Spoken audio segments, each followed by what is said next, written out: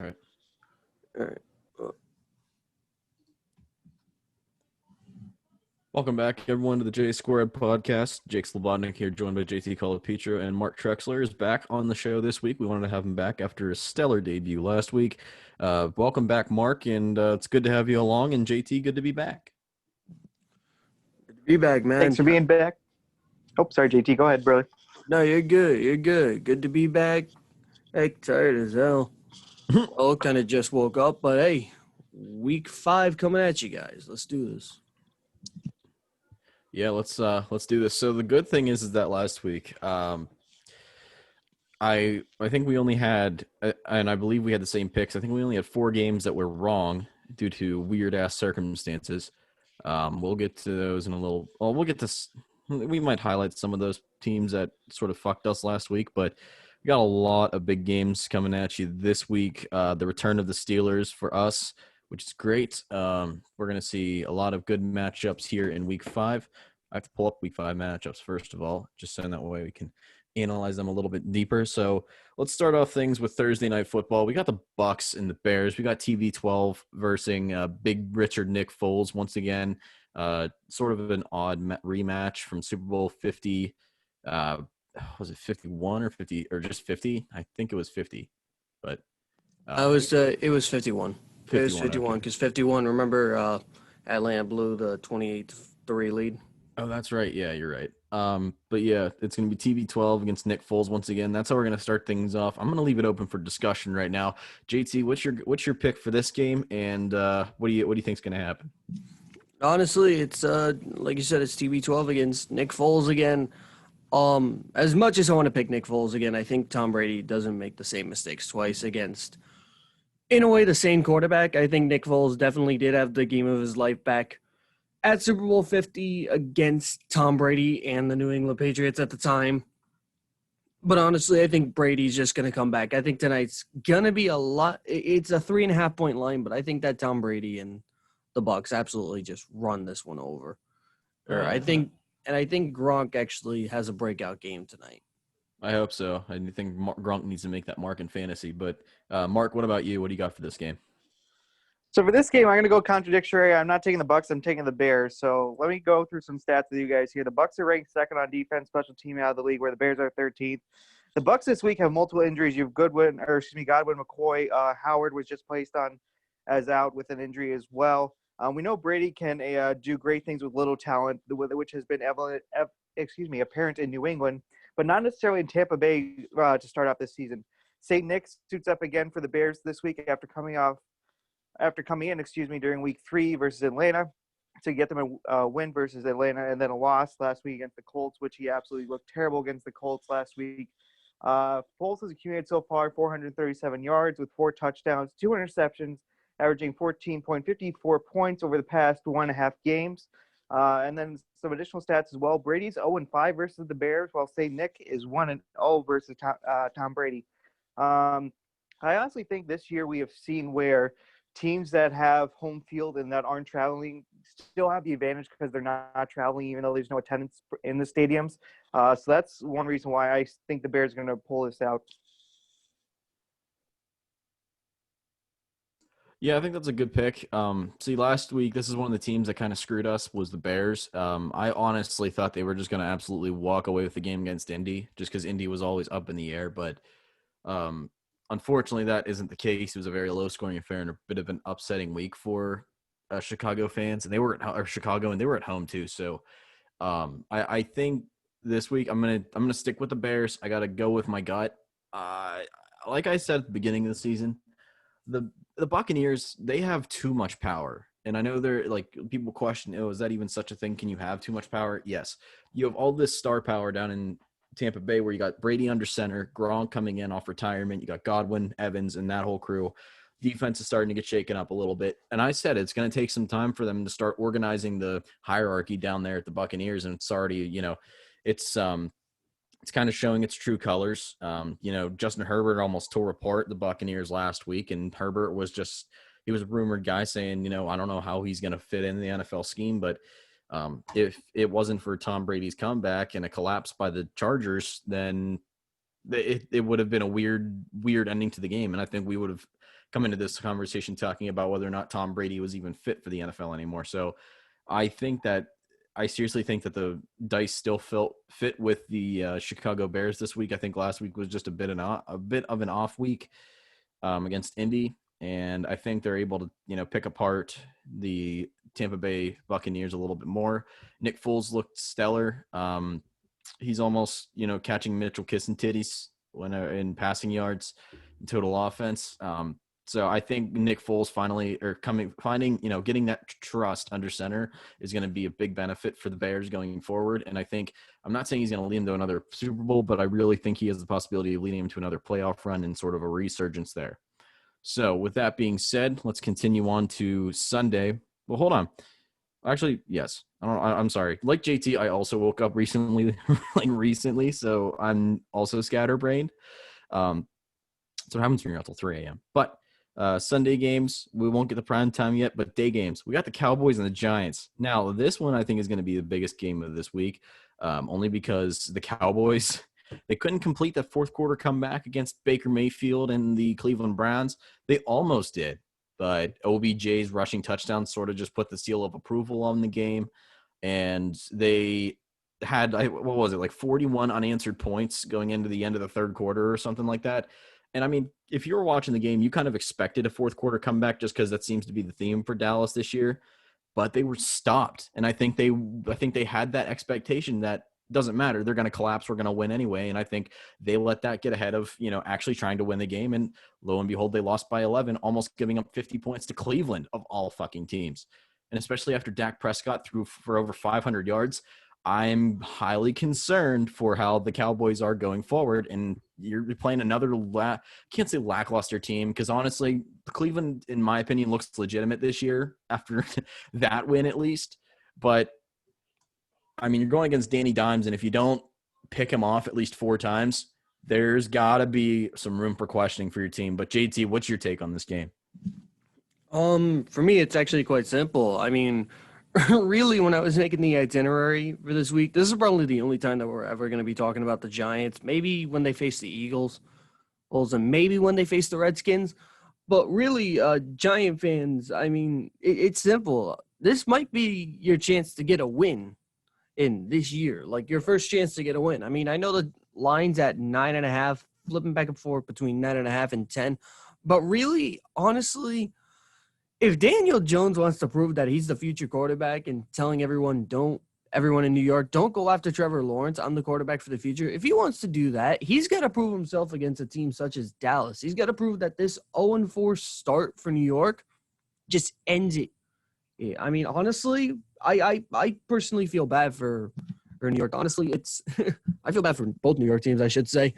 Because really, I mean, game like this is really where they're only going to get their own prime time. It doesn't get any easier for them because next week, if I'm right, I think they are facing they face the Washington football team, and then they get Philadelphia in 2 weeks. So, yeah, it's not going to be good. That's going to be on Thursday Night Football for those two teams. My computer just went off. But honestly, I'm going with Dallas simply because of the fact that I think that Dallas is going to be too overpowering for New York. I think Zeke actually has a good game this week against a lackluster defense. And then I think Dak doesn't have to throw for 500 yards, but I definitely think that New York keeps it closer than the experts think. So, but I got Dallas in the end. There's no chance Dallas loses.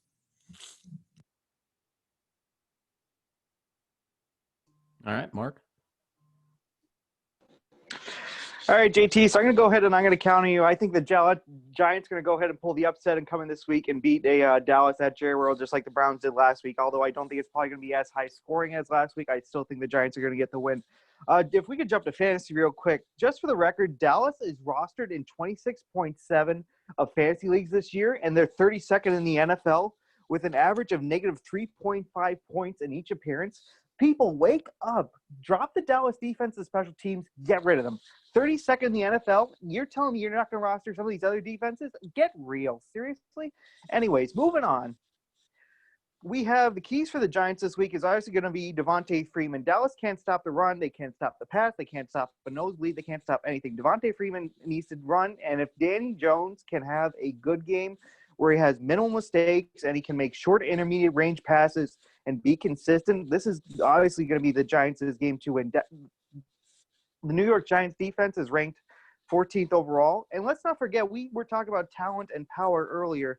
Dallas has Dak, which is the second-ranked QB in the NFL, only behind Russell Wilson. They have Zeke, who is ranked 4th in the NFL. Dalton Schultz, who is the 6th-ranked tight end in the NFL. And then you have Cooper, who is 1st, CeeDee Lamb of 16th, and then Gallup, who is 33rd. And you guys lost to the Browns? I mean, you have all this offensive talent, and you can't convert and get wins. The only win you have is a fluke win against Atlanta because their defense didn't know and special teams didn't know how to cover the ball on a special team situation. No, I'm sorry. Dallas, your boat has sailed. No. Giants get the win this week, bottom line. Oh boy, you're gonna make me the deal breaker here. Well, this actually kind of ties in with where I'm gonna go with this. The NFC East is just an absolute clusterfuck. Let's just get that out of the way right now. It's pretty sad when when 3 teams in the league or in the conference, no, division. What the fuck am I saying? The division have 1 win each, and that's like almost as bad as the Bengals. The Bengals are 4th place in the AFC North. Meanwhile, the NFC East is a race for first with just 1 win per 3 teams. Even the Giants are still in the competition. So it's so hard to dissect this game. And like, I don't want to say that New York's going to come out and beat Dallas, but if their defense is almost as penetrable as probably wet paper, then the Giants are going to have no problem getting through to them. And I think Devontae Freeman is due for a breakout. I mean, he's had all offseason to look for a team. He finally finds a team, and he's had a little bit of a slow start. I think if him and Danny Dimes can, come up with a bit of more of a scheme that has those two working together and maybe working Evan Ingram into the mix, maybe a little bit of Sterling Shepard, I think we could see ourselves, we could see an upset where the Giants get their first win of the year against the fucking Cowboys in Jerryland of all places. But lo and behold, I have to go with Dallas in this game. I really do. I think that Dallas is more of a structured team than New York is. They have a better O-line. Danny Dimes just gets absolutely squashed anytime he goes back to pass. Dak at least has some room to watch. This is a home game for them. They always seem to do better there. And, I mean, like I said in the beginning, Cleveland seemed like more of a legitimate team this year than they did last year. So, like, you can find reason with where they lost. The only way Cowboys, I think, would blow this is if they pretty much what happened last week. They let them build up a wide enough gap, and then they try to rely on that fourth quarter comeback, and then all of a sudden they get too complacent and lose. That's the only way I could see them really blowing this chance. So I'm going to go with Dallas in this game. Continuing on with the NFC East topic. And this is, we'll round up the NFC East after this game. It's the return of the Pittsburgh Steelers this week after an unexpected week off. They will take on Keystone rival, the Philadelphia Eagles. It's our team versus the other team, essentially. That's a 1 o'clock game on Fox. And whenever it's a 1 o'clock game on Fox, you're in for a treat. See, this is a hard game to dissect again because Pittsburgh had an off week. Ben said that he thinks they got the short end of the stick, and they they were scrambling pretty much. This wasn't a planned week off, so it was more like they couldn't take the traditional route to preparation for the next week. So they had to keep scrambling, and there was a lot of questions, and then obviously media outbreaks. So there was a lot of tension. So they couldn't really relax on this week off. So it's a hard game to pick. And with the way Philadelphia has been playing, I'm trying to look last week. They beat San Francisco, who we all thought San Francisco was actually just going to absolutely mop the floor with them and make Carson Wentz look like more of a joke than he already is. But lo and behold, Philadelphia in prime time came up clutch and beat them 25-20. Granted, you had Nick Mullins under center for the 49ers, but, I mean, this is another hard game, so I'm going to hand it over to JT. Once again, JT, Eagles, Steelers, who do you got? I mean, for me, it is tougher than what we're all putting out there, but I think, honestly, what it is Pittsburgh's going to come into this game pissed. Like, both teams have something to prove. Pittsburgh's coming into this game pissed off because they didn't get to face Tennessee last week, so now they get to play, I think it's 13 straight weeks now.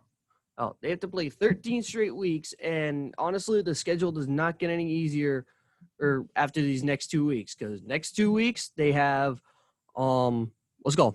Because this week they got Philadelphia, and then next week they got Cleveland, and then after that it's nothing but Baltimore or Tennessee, or it's Tennessee, Baltimore, Cowboys, and then they get the Bengals again, but then they face the Jaguars or is at Jacksonville, and then they also get the Ravens at home for Thanksgiving game. So really over these next couple weeks is going to be tough for Pittsburgh. And for Philadelphia's got to play with a chip on their shoulder because right now they're playing the game even before Dallas. And obviously if Philadelphia knows what New York can do, and Mark, if your upset comes true, Philadelphia has nothing to worry about out in terms of first place, but Philadelphia is definitely going to be playing with that sense of urgency. And they did beat and at this point I can't stress that enough, they did beat an injured 49ers team, but still beat a top team in the league no matter what.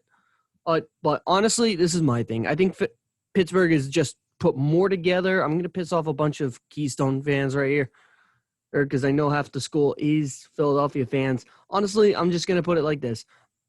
Pittsburgh's just put more together than than San Francisco was. And honestly, I think Pittsburgh's a little bit of a stronger team, and I think Philadelphia is going to struggle this game. I think Carson Wentz gets put back down to reality and everything. And I think, honestly, I'm going to say 2 or 3 picks are coming from Carson Wentz, and maybe 3 sacks as well, all coming from that Steelers defense. So, really, I think the Steelers defense just takes over this game. I think Big Ben does have a great game as well, Juju as well. Oh, and honestly, I think Pittsburgh just absolutely takes over this one. And throw in the fact that there's going to be fans at Heinz Field. So, yeah, you got to factor that in. All right, Mark, you want to take a stab at this one next? Sure, absolutely. I mean, obviously, anytime we can get a Battle of Pennsylvania, we love it, whether it's the Philadelphia Flyers versus the Pittsburgh Penguins, or in this case, you have the Philadelphia Eagles versus the Pittsburgh Steelers. The bottom line is this. Pittsburgh has the 4th best defense special teams in the league, where Philadelphia has the 8th. Pittsburgh right now has a lot better roster in terms of health. They have a lot more talent, and they play consistently. All 3 of these are factors that the Eagles do not have. And just for the record, I want to apologize for anyone who picked up Nick Mullins last night. That was a complete bust on my foresight.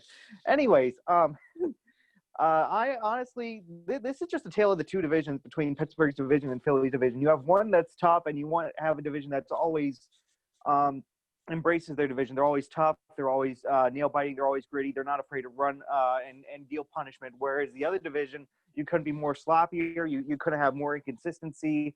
And it's just real interesting in that aspect overall. Pittsburgh's going to get this one easy. I don't think I need to go in too much in depth on this one. Yeah, I don't think it really needs dissected any further. You guys made great points on that one, so made my decision a little bit easier. I got to go with the Lurs in this one. Playing at Heinz Field, there's going to be fans, and anytime there's finally going to be some people there to play the fourth quarter renegade, or do the fourth quarter renegade essentially. I honestly, and here's my thing, we're only going to have fans in Pennsylvania stadiums for only 1 week, because Steelers are going to absolutely take it to the Eagles. Governor Wolf's going to get pissed off, and he's going to retract his statement about having fans at games, because he's going to be a little crybaby and say, well, because we all know he's an Eagles fan, and a little bit of distaste toward our governor, but that's the way the cookie crumbles essentially, and that's been rumored all this time. But yes, get some Pittsburgh people out there if you need a easy fantasy fill-ins. We'll talk about fantasy sleepers and busts later, but now we're going to go to our final. I forgot. I closed out the damn itinerary. So let me bring that back up. I think we have one more daytime game to dissect. Yes, Titans, Bills. So this one's got to be good. So 2 undefeated teams going at it. Tennessee obviously had the hell week last week with COVID-19, and the Bills had a good win last week against, I think it was Las Vegas. Yes, Las Vegas, 30-23. The only real thing here is that Las Vegas is able to neutralize Josh Allen a little bit. Derek Carr passed for over 300 yards. They stopped Buffalo's rushing game. Singletary was only held to 56 yards. Diggs only had 115 receiving yards. So, I mean, they went up against a good defense, and this week it's no different. They go up against the Titans, who are a very stout team. I think they have what it takes to stop them. But let's get these predictions underway, because this is going to be a very, very good game. And JT, I got to hand it off to you, I got to do hats off to you, because this is the last daytime game you picked, and you really picked a dandy. So you picked it obviously for a reason. So who do you got? Honestly, picked it because I think this game It's funny. A couple of years ago, this game actually happened, and this game would have never been on our radar for a pick game. But I mean, this game picked it for a reason. Picked it simply because of the fact that this game is going to be a bloodbath. It really is. This is going to be, if you like two powerhouse offenses going at it, this is going to be the game for you. Oh, honestly, not saying the defenses are bad, but I think honestly, these are just two powerhouse offenses that are going to be saying, "And all right, one up me." And really, I wouldn't be surprised if it comes down to a 2-point conversion, or even if it comes down to a last-second field goal. Oh, I mean, honestly, I never thought I'd say this, but Ryan Tannehill, he's playing out of his mind, playing better than we thought he would with Tennessee. And then Josh Allen, I mean, what a pick he's been. I just want to talk about him real quick, and I hate to do it, but really, the man who was picked 7th overall wasn't projected to do anything with Buffalo. Oh, and then just comes in and absolutely takes over this Bills team. And really, we said it before. Bills are looking to win the division for the first time since Tom Brady actually left.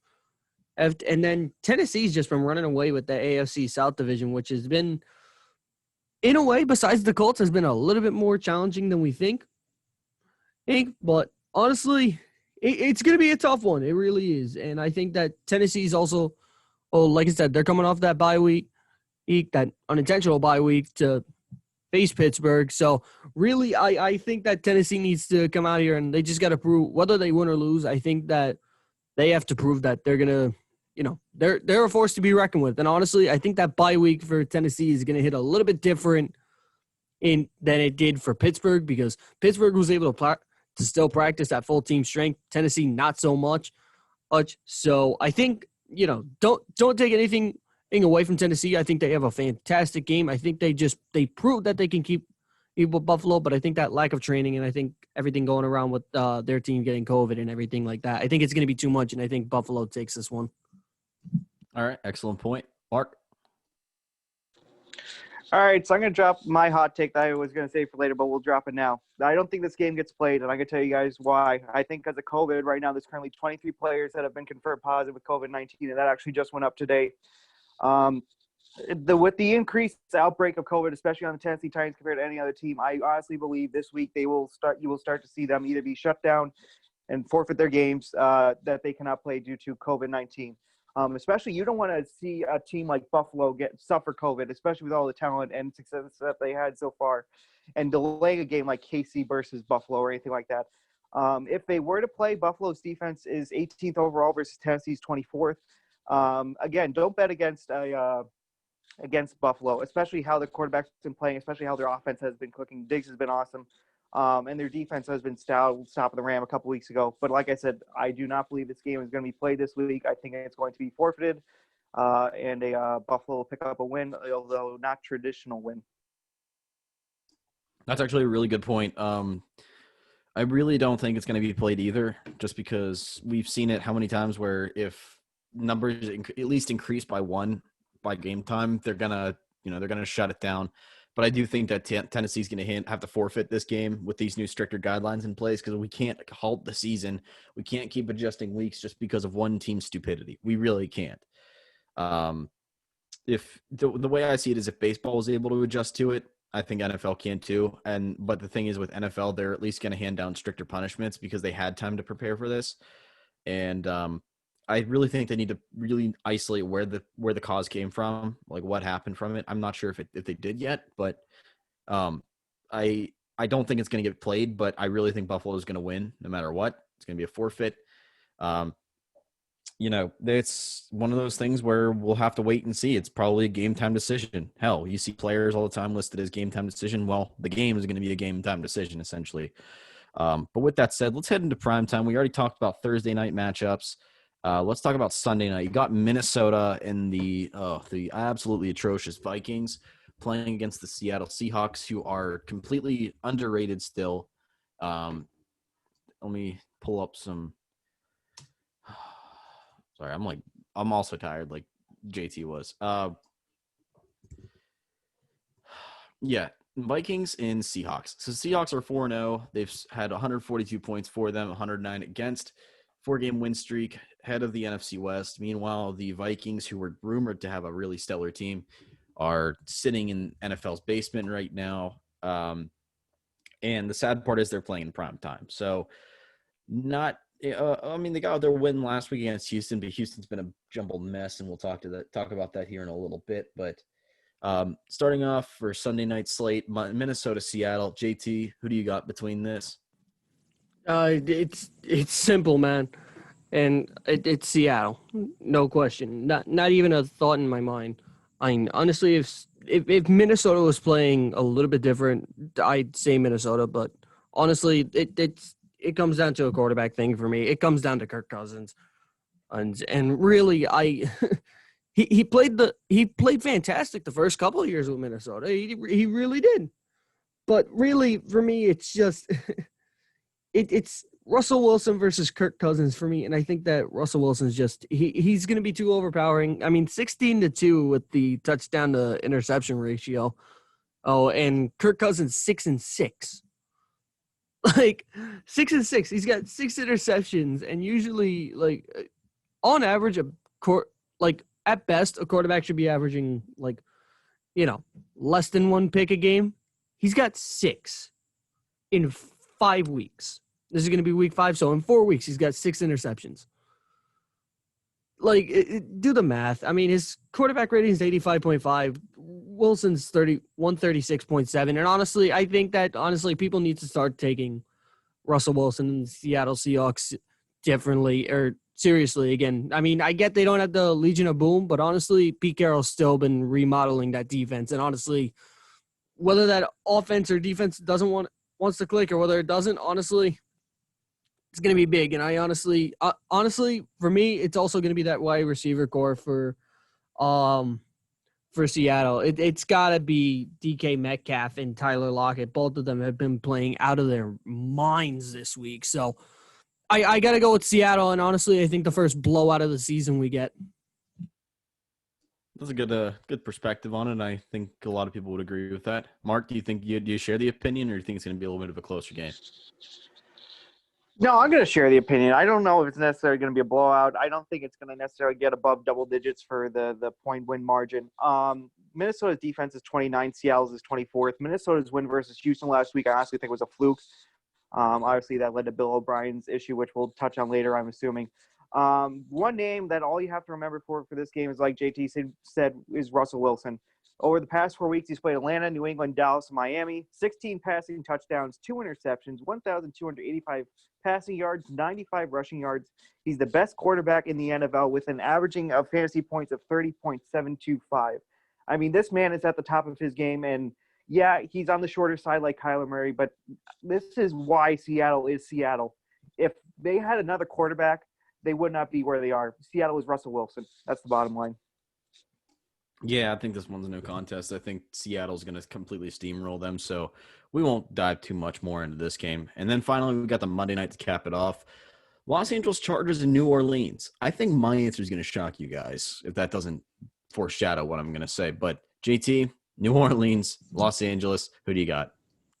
I know what you're going to say, and I'm currently shaking right now. I don't know with anger or with fear. I can't tell. I'm starting to – I don't know. I'm shaking for whatever reason because I know what you're going to go with it, and I partially already don't like it. But aside from that, if you're Drew Brees, the season's been abysmal for you. Like, it seriously has.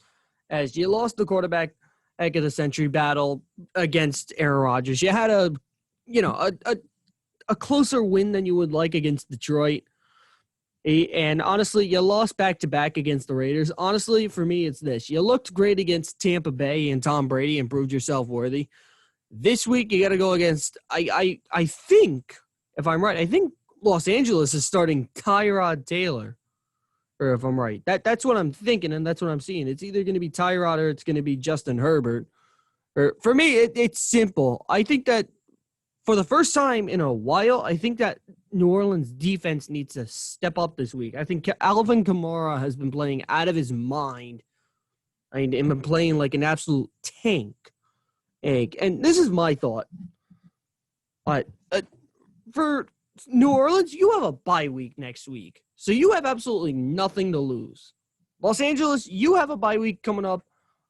Well, technically next week you face the Jets at home, but that's beside the point. Honestly, I'm gonna say it like this: I think that really, I think New Orleans takes this one. I think they need to start taking everything a little bit more seriously. I think that they've taken the AFC's or NFC South for granted, in my opinion, in by thinking that they could go 2-2 and that's going to be their division. But really, right now, Tom Brady is, he's let's go 3-1 on leading the division, and we all hate to say that. And New Orleans is 2-2. So I think if Drew Brees wants to take this division, I think he actually needs to start stepping up and actually, showing why they are going to be running this division over Tom Brady. I think Drew Brees needs to prove himself. So I got to go with New Orleans for this one. I think that, and again, I think that defense also needs to, help Drew Brees as well, because Drew Brees can drop 35 points as much as he wants, but if the defense is giving up 40, you're going to lose every time. So I think that defense needs to start stepping up for New Orleans. Yeah, well, they have a prime opportunity this week. Mark? Alrighty, so if you're a Chargers fan, please don't get a Tyrod Taylor in there. If Tyrod Taylor starts, it's going to be a guaranteed lose for the Chargers. I don't care how good their defense is. If Justin Herbert is in there, I'm going to give him actually a better chance to winning. Listen, Justin can actually run along with pass, while Drew Brees can only sit in the pocket. Other than the gadget plays, which I think is something that the Saints need to utilize this week if they want to win. They need to utilize Taysom Hill more with the gadget plays in order to get the win against the Chargers. With that said as well, I just believe that this team has firmly rallied behind Justin Herbert, and they're set with him as their quarterback rather than Tyrod Taylor. And yes, I mean, their defense has been great. I mean, they proved it against sending the Chiefs to overtime. They gave the Bucs last week all that they could handle. I really think that if you could argue any game this week, if it was going to be a tie, it would be this game. I honestly couldn't pick a team for this one. I'm going to say the Chargers if Herbert plays. If Herbert doesn't play, I'm going to say the Saints. And that's going to be my deciding factor on that one. All right. I didn't really think of it that way because I honestly thought it was a shoo-in that Herbert would start. So that's why I thought, I was actually just going to flat out say the Chargers would upset. But actually, my fault for cutting you off. Actually, I'm reading a report. Tyrod is out for Sunday, so. So he is out for Sunday. Okay, so Herbert's in? Yep, I just saw on NFL that it said that he was questionable, but I just saw a report that Tyrod's out. Well, then, you know what? Hammer it down. I say the Los Angeles Chargers upset the New Orleans Saints.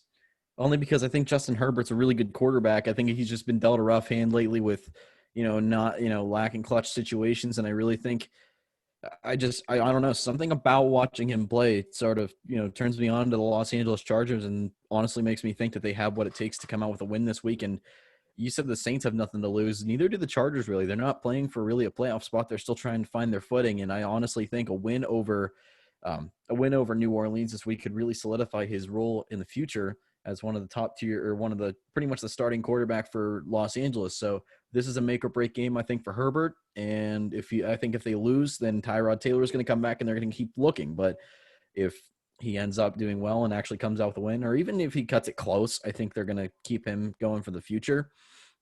But if he really wants to solidify a starting role and make Tyrod Taylor QB2, he's got to win this week. So I'm pulling for him. I'm going to say, screw it. Los Angeles upsets New Orleans in prime time.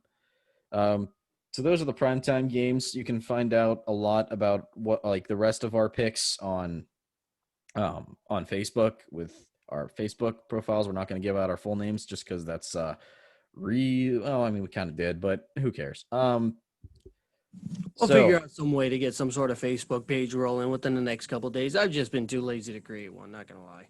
Honestly, me too. School's been a bitch and we don't got time for that. But all right, so those are the game picks for this week. Now, we talked about the NFC East already, so we won't go really too far into that. It's pretty much just a dumpster fire there. Let's talk about some big headline, like one of the biggest headlines this week. Bill O'Brien, GM and coach and play caller, fired from the Houston Texans. Some say a little early, some say a little late. Some say this was the right time to do it. JT, do you think this was an appropriate time for Bill O'Brien to be fired? I think it was honestly the best time for him to be fired. I think honestly, yeah, you have a stellar defense and everything, and honestly, right now, if you're a Texans fan, you should be at top of the AFC South, or NFC South, whichever. Or you should be at it's AFC South, but still, you should have more than, 0 wins obviously right now, but really it for me right now, it's just, and I think one of the things that definitely solidified it for me was the DeAndre Hopkins trade. I think a lot of I shouldn't say I think. I know a lot of Texans fans wanted both Bill O'Brien and the Houston owner. I know they wanted their heads right after that at trade, going DeAndre Hopkins straight up for David Johnson of all people, all to Arizona. And that trade has honestly just been absolutely abysmal if you're a Houston fan. And really, it's aside from that trade, you have one of the best defenses still in the NFL. And really, they're they're giving up close to 30 points a game. And if you're a Texans fan, this is aggravating for you. So, honestly, I think a little bit too late, but I think at the same time, might have hit it right on the nail. Maybe probably should have gotten rid of him against Pittsburgh, but I guess they wanted to see what he could do one more time at home against Minnesota. So, who knows? Who knows? Hopefully, I doubt he'll find another head coaching spot, but I definitely think Bill O'Brien could find maybe an offensive coordinator spot or maybe defensive, or who knows, maybe a kicker specialist. But I don't think Bill O'Brien gets a head coaching spot anytime soon. Mark, do you think he'll get a head coaching spot anytime soon, or what's your take on this whole firing? I think if he gets a head coaching spot, it's going to be back at the college level. I mean, the main reason why he got hired up here with the Houston Texans, tongue twister, is because how well he was doing at PSU, Penn State University. With that said, I think he's going to be going back to college. Where in college, that's yet to be foreseen. I think there's still a lot of interesting pieces moving around in college with head coaching positions, whether depending on how well they do this year and contracts, etc. Going back to O'Brien himself, for his tenure at Houston, he has 52 wins and 40 losses during the regular season. Postseason, 2 wins and 4 losses. And those 4 losses, 2 of them were in wild card games and 2 of them were in divisional games. Right now, his interim head coach is Romeo Crennel. He comes in as the interim for the rest of the season of the 2020 season. He coached for the Cleveland Browns in 2005 through 2008. And then in 2011, he came in as the Kansas City Chiefs interim, and then he stayed for the rest of the 11 and finished out 2012. For no postseason appearance for either of those 2 teams, finished with a 28-55 record for 5.5 years as the head coach with both the Browns and the Chiefs. Finished with an average divisional finish per those seasons of 3.5. So I definitely don't think Romeo Crennel is definitely going to be a long-term solution there. Possible replacements, I really think one interesting candidate would be Dabo Swinney, especially since he's actually coached and played with Watson in college. That would be a really interesting fit I see there. A couple names we got to always throw out there is Josh McDaniels. He's in there for every coaching job that's out there. Eric Bieniemy from the Kansas City Chiefs offensive coordinator. That guy has had interviewed for several head coaching jobs, and he has had some great mentors. Right now he's currently being mentored by Andy Reid up there in Kansas City. A couple other candidates that were possibly on outside looking in, you could say either Leslie Frazier or Byron Leftwich, or a couple of other outside candidates.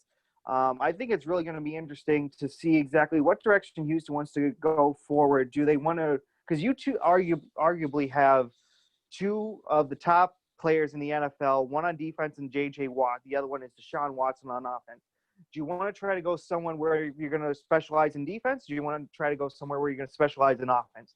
I think when the Houston Texans decide that, that's going to be the tipping point to decide how they're going to succeed in the future. If they pick the wrong one over the other, that could actually be the deciding factor there than on actually who the candidate is. It's going to end up coming where they're going to specialize in offense or defense. I think that's going to be the deciding factor moving forward. My whole thing with this is I do think it was appropriate to fire Bill O'Brien, but I watched Pat McAfee this week, and he brought this up as part of the discussion, and he said – it's weird because normally it's more normal if you fire a head coach in the middle of the season, but if you fire your GM and stuff too, now that means more holes you got to fill while the season's in progress. So maybe it'll be like a thing where, like, and Pat said this, where it'll be like the Cleveland Browns, where you just fit people in and see what they do, see what you can do in the offseason, then just could get by for now, just because there's no possible way there's probably going to make the Super Bowl or anything. But, excuse me, but it's pretty sad. Deshaun Watson's talent is completely unrecognizable only because of Bill O'Brien's lack of coaching. He can't carry a full team on his back. He could, but not the Texans, especially when you have Bill O'Brien calling the plays. There's a lot of animosity at practice between, players like J.J. Watt, Watson, and a few others with Bill O'Brien. I think it was appropriate to get rid of him. I just think the timing was a little weird. I think it should have been earlier, especially after they lost that playoff game to the Chiefs in grand fashion. To me, Bill O'Brien's more of a college coach. I don't think he's got what it takes to keep it up in the big leagues. You can make an argument that he took on too many hats at one time with GM and everything, but to me, Bill O'Brien just does not seem like that guy that can come up in the big time. I think he should stay in college because he didn't do too bad at Penn State, but NFL is just not right for him. I feel bad for the Texans. They have so much talent on their roster and in their game plan that they could go long, but it's when you have that lack of leadership, it's going to affect your team in worse ways than one. So I do agree that they fired him. I think that was a good move. I just think the timing was a little off. But anyway, lo and behold, no matter what way you look at it, he's out of Houston, and I think all Texans fans are pretty happy about that. So that's my take on it. Now for our last segment of the show before we wrap up, fantasy busts and sleepers. JT, who do you got this week? There were a lot of busts last week, and do you think that trend's going to keep going? And who do you think is going to be your sleeper and bust for the week? Honestly, I'll go ahead. I'll start off where I usually don't start. I'll start off with my sleeper this week. Honestly, it was tough for me to pick. I was contemplating between Calvin Ridley and Devontae Freeman, but as much as I know that Calvin Ridley's probably going to be playing this week, I'm going to go ahead. I'm going to say Devontae Freeman because I think that, honestly, Dallas's run defense is just going to be absolutely abysmal. And I think if I'm right, I think Devontae Freeman's on for a 1-year deal with New York. So really this year, and with Saquon being out, this is just going to be a trial run for Devontae Freeman, proving that, he's still got some worth. He's still one of the best backs in the NFL. Obviously, with everyone else coming up and everything. But that's what he's got to prove. He's got to prove that he's still one of the best running backs in the NFL. No, we haven't seen him in a hot minute. And honestly, a team like New York, for him to prove it himself is going to be perfect. Like I said, it's going to be him having to prove himself this year and just show what he can do. So as much as I pick Dallas, I think that Devontae Freeman, if you got him in your fantasy league, start him this week. And then for me, my bust is going to be actually quite simple. My bust is going to go ahead. It's going to go over to that Jets and Cardinals game, and it's going to be Frank Gore.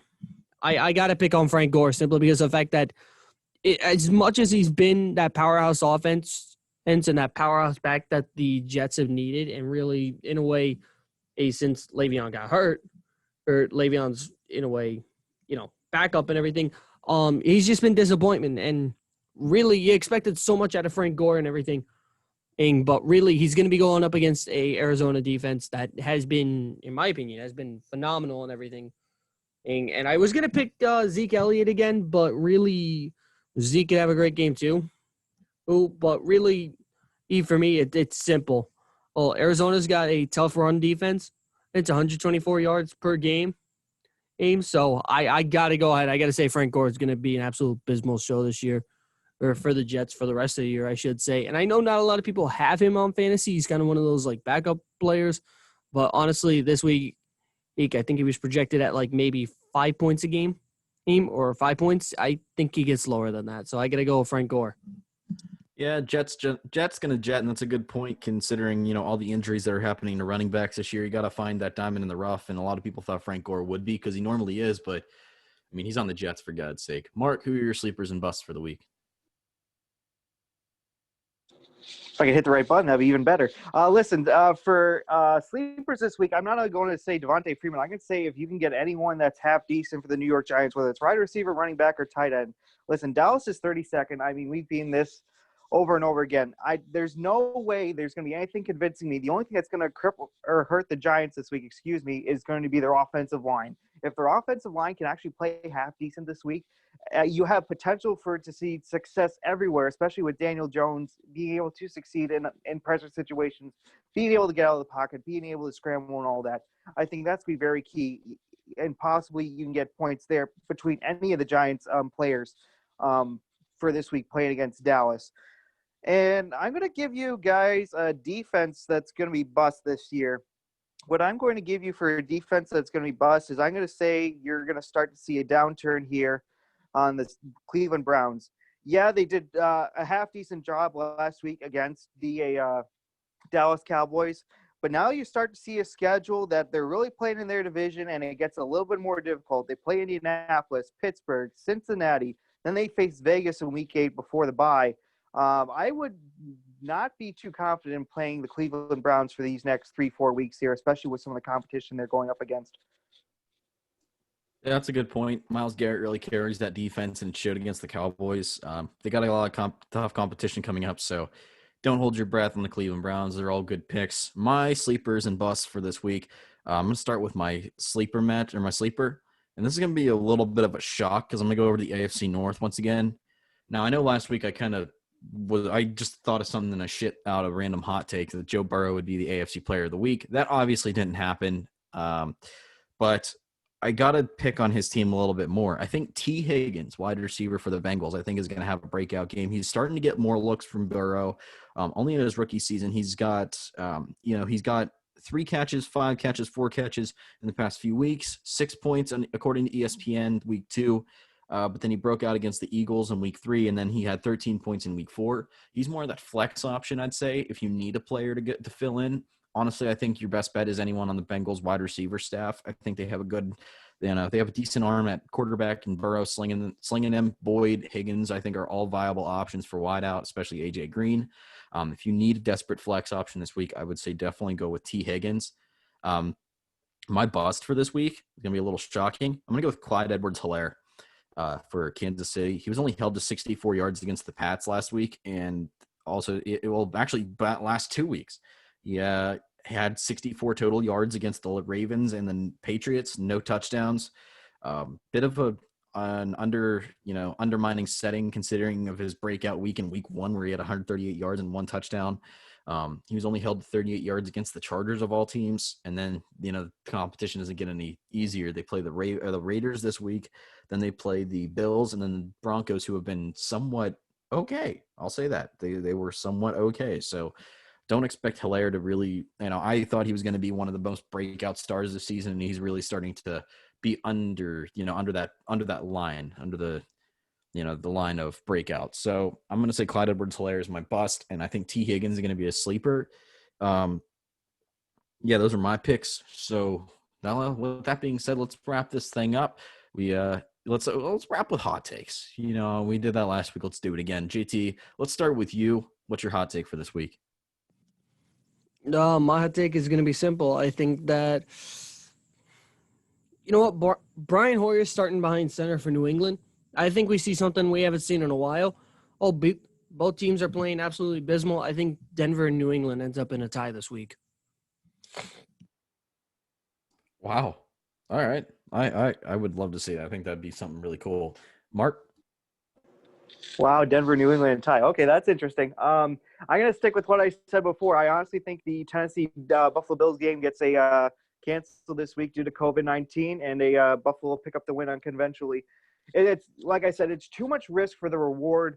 I honestly think that Tennessee should have been forced to forfeit the game last week against Pittsburgh, and so that got pushed back to week 7 now or something like that. My biggest hot take this week is going to be the cancellation or the forfeiting, of the Tennessee Titans to the Buffalo Bills for this game. All right. Solid take. I'm going to finish off on this. I think Minshew Mania runs wild in Houston this week with all the buzz about who's going to fill in at coach. It's never easy just to fill into a role and absolutely dismantle who you're playing. And I think Jacksonville they have a prime opportunity to walk away with a win against Houston, who's a struggling team. They haven't found their place in the season. Jacksonville already has a win. They're a team that's trying to tank, but if you're going to be given an opportunity to win, I'd take it.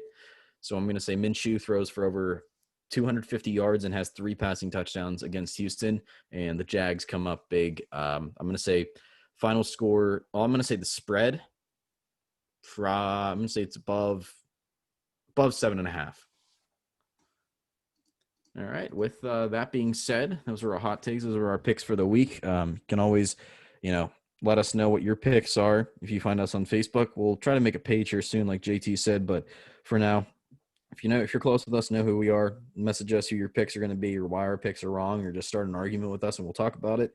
But that'll do it for another episode of the J Squared Gridiron Podcast from Jake Slavonic, JT Colapetro, and Mark Trexler joining you. We'll see you in the next one.